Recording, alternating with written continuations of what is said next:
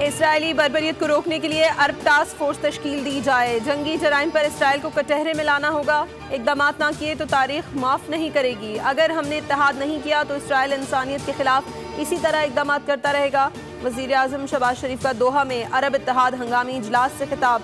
कहा कतर पर हमला मशरिक़ वस्ता में अमन की कोशिशों को सबूताश करने के लिए किया गया। कतरी बहन भाइयों के साथ मुकम्मल इजहार यकजहती करते हैं। इसराइल गजा में नस्ल कुशी कर रहा है। गजा में फौरी तौर पर जंग बंदी करवाई जाए। फ़लस्तीनियों की रिहाई और मग़वियों की बाजियाबी के लिए काविशें की जाएं।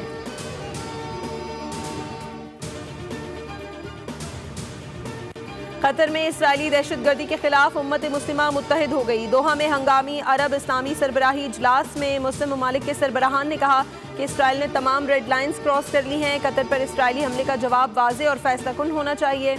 इसराइली जराइम पर मजीद खामोश नहीं रहा जा सकता। अक़वाम मुत्तहिदा के चार्टर और आलमी कवानीन की खिलाफ वर्जी पर इसराइल को जवाबदेह ठहराना होगा। इजलास में अरब लीग और OIC रुकन ममालिक समेत 50 से ज़ायद मुल्कों के रहनुमा शरीक हैं। वज़ीर आज़म शहबाज शरीफ इजलास में पाकिस्तानी वफ़द की क़यादत कर रहे हैं।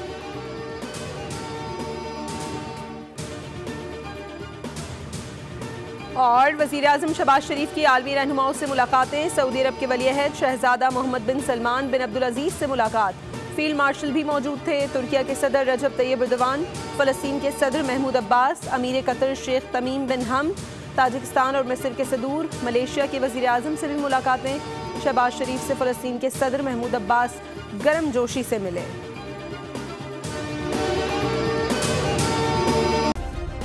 सब्सक्राइब करें और बेल दबाएं ताकि कोई खबर रह न जाए।